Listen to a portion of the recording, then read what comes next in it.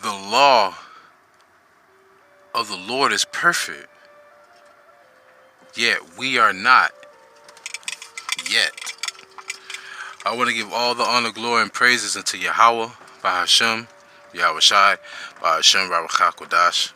Double honors to my elders at Great Millstone who rule well, taught me the truth through the Spirit. Single honors to the elect. Peace and blessings be to all the sincere men, women, and children that do consist of the 1/3. And also, peace and blessings be to the confusion and faces in the four corners of the earth. Shalom, shalom. Remember, what is it? Psalms 12:6. It says, I believe it's Psalms 12:6. It says, every word of the Lord is pure. You know, it's like silver refined. And something that's pure, that's 100%, right? You know, so that means that if it does saith the Lord, it's right. It's right. It's 100%. So the law of the Lord is pure. It's holy. Why is it holy? Well, to understand what the word holy is, which how you pronounce the word holy in the Lashon Kodash, the holy tongue, would be, well, Kodash, holy, right? That's it. That's what it is. Holy tongue. Kodash means holy, and holy means to be separated. To separate. When we came out of Egypt, what did the Lord give us at Mount Sinai? He gave us the laws, statutes, and commandments via Moses. Remember, for 40 days and 40 nights, Moses was where? On Mount Sinai. He wasn't up there getting 10 commandments, y'all, for 40 days and 40 nights. What was it, over 613, right? If I'm not mistaken, right? But see, the law has been since the beginning, because it was the word. When the Lord spoke, Yahawah, when I say the Lord, forgive me. When Yahawah spoke, when he uttered, things was created. Right? The law was verbal during the time of Noah. I mean, why do you think the Lord saved him? What do you think made him righteous? Right? Did not the Lord separate Abraham from his fathers because they were worshiping idols that was on the other side of the flood? Right? So, understand the law has always been, but the Lord only gave the law to who? The nation of Israel. Now, looking at the curses pertaining to Genesis 49 on down, and also other Bible passages, the so-called Negro, Latinos, and Native Americans, we are the Hebrew Israelites, right? We are God's chosen people. But in your mind, you think to yourself, well, if that's the case, like, why do we get shot down in the street? Matter of fact, why were we sold as cargo in the transatlantic slave trade, and our women was raped, and we were hung and lynched and castrated and belittled, and you know, they treated us like degenerates, and we were sold all over the world, and no one came to our help. And after the hardcore bondage, there was no therapy. We were just pushed into reservations, into the ghettos, into the projects, into the slums, and we was always mistreated poorly. I was racially profiled. Why would the Lord do that to his people then? Well, I could tell you why. My grandmother used to tear my ass up when I used to get out of line, because I was disobedient. Right? Well, my mother's husband, my stepfather, used to tear my ass up when I got out of line, because I was disobedient. You see, the Lord said his thoughts are not your thoughts, neither are his ways your way. So the Lord, he won't chastise you like, you know, a grandmother would, or your aunt, or like your father would. You know, they won't take your PlayStation from you, or your iPhone, or they won't cut your allowance off, or you know, or tell you can't go outside for the weekend. No. The Lord don't think like that. The Lord send plagues. The Lord send famine. The Lord put you into captivity. That's what the Lord did to his people. That's how he chastised us. Why? Because we didn't keep the laws, statutes, and commandments. That was the Lord's ilk with us. That was the problem he had with us. Right? And it even tells you in the book of Psalms, say, and the Lord had passion on them, seeing that they were but flesh. We were but men. So there was no way the whole nation would be able to keep the entire law, statutes, and commandments. So then in your mind, you're thinking like, damn, why would the Lord want us to? He chose us to be that way, right? And being in this wicked flesh, there was no way we'll be able to keep it wholeheartedly. But there's something that Elder Apostle GABAR mentions, and it's beautiful.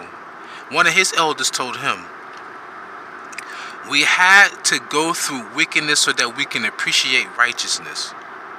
Let that sink in. We had to go through wickedness so that we can appreciate righteousness. Remember, the scripture even says, the Lord chastises who he loveth. Well, did not he say, Jacob have I loved and Esau have I hated? So why do you think Easy's been able to get away with all this evil that's been happening towards us? Because the Lord is using them as a whooping stick, right? You got to remember. You got to remember. There's no way we can keep the law entirely. So, even in today's society, you can't keep all the laws here entirely. How many times have you ran a red light, right? How many times have you jaywalked?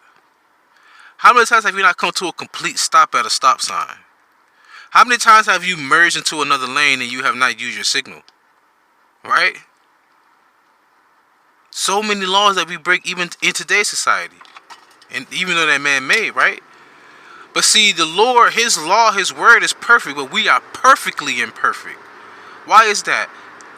Because we have something known as a conscience, and your conscience will always bear witness against you.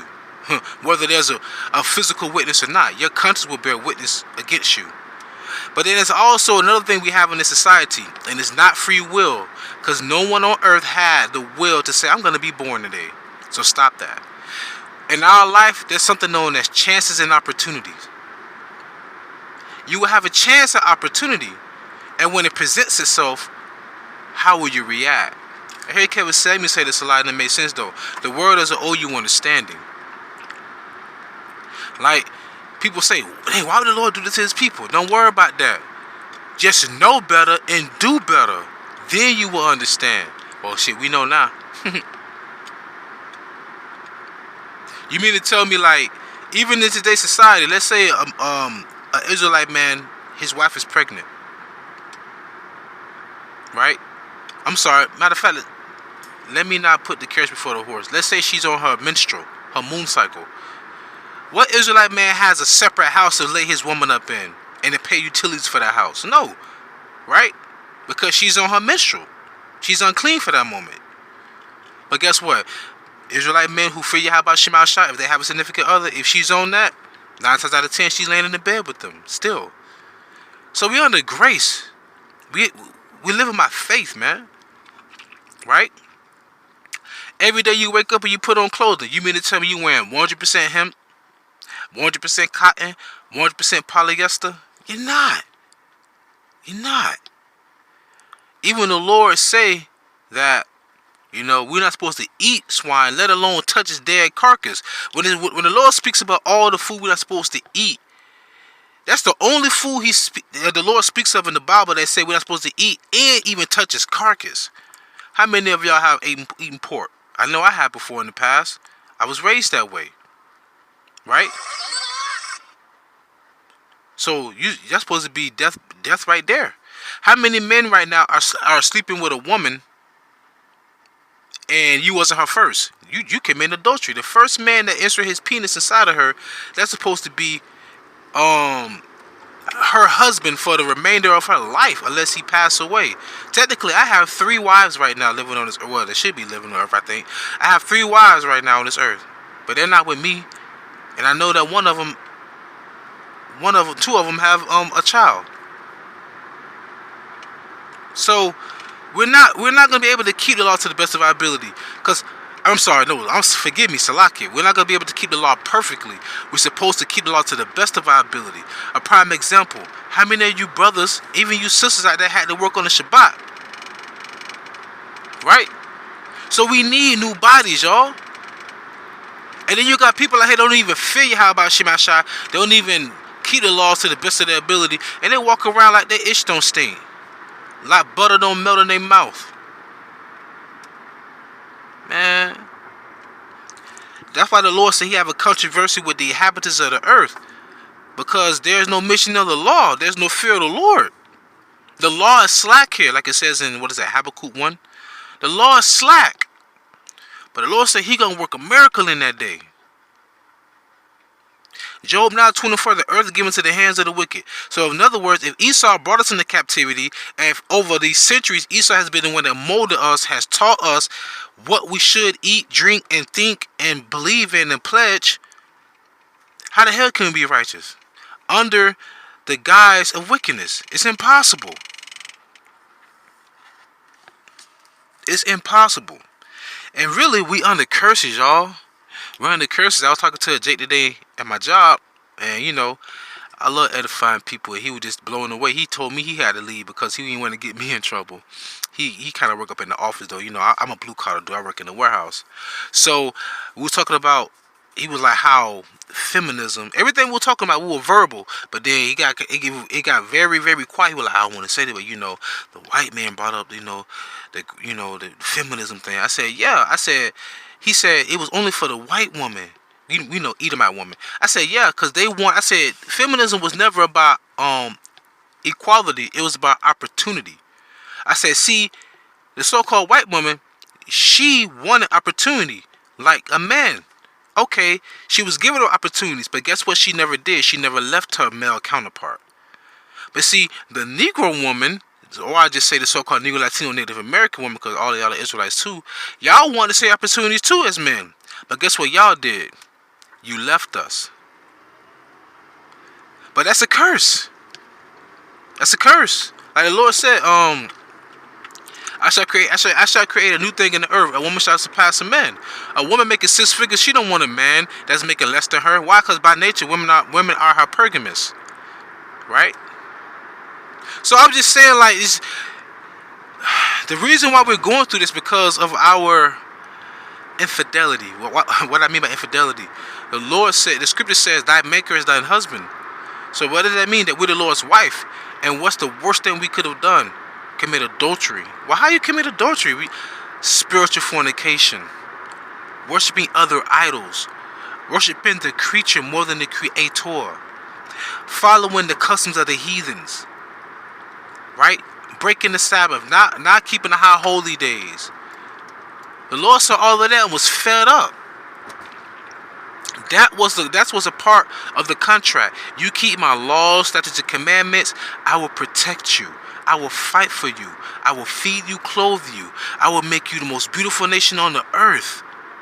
And that was in Deuteronomy 28 chapter, the first verse all the way to the 15th verse, I'm sorry. But the Lord said, but if you break my contract from verse 15 all the way to 68, there shall be demerits. There shall be consequences. So our consequences, or should I say the bad consequences, outweigh more than the good, because the Lord means business. Matter of fact, even the scripture says in Proverbs, who can say his heart is pure? Huh? You gonna act like you never walked inside of a grocery store and you just saw this, oh my God, petite, like just, oh man, Coke bottle, just figure 8 looking woman. She just beautiful, natural hair, glasses, wearing a dress. She about 5'3" and a quarter, 135 pounds, dress size 2, maybe 3, cause she working out or whatever. But dang, you wouldn't even know that lady married. How would you know, right? So we're not brothers, sisters. We just rehearsing the righteous act, and we living by faith. And the number one thing we need to be focused on is offending less. Offending less.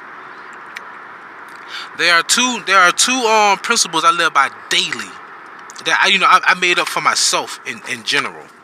All right. 1, offend less, and 2, don't make an excuse to make an excuse. Let that sink in. So, at the end of the day, we need YAHAWASHI, because without the blood of YAHAWASHI, man, we ain't got a chance in hell. and we are in hell. So I mean that with the pun intended, right? But the Lord said He gonna put the laws in our inward parts, in our heart, and that we shall no longer have to teach our brothers and sisters the law. All right. We're gonna be a royal priesthood unto Him. What's that? 1 Peter 2:9. Royalty all over again. Though it may not seem that way, like it says in 1 John 3:1, but you know, oh, it's a blessing, it's a pleasure to be called the sons of God. And you women, just to let y'all know, you couldn't be an Israelite without a man, because you have to come from the seed of an Israelite man. So, with all due respect, show us some more damn respect too. Alright? But with that being said, I pray y'all was edified and fed. Stay in the spirit, don't fear it, just endure it. Ask for forgiveness, pray without ceasing, stay humble, remain diligent, kwam YAHAWAH, more flubber ball, shalom.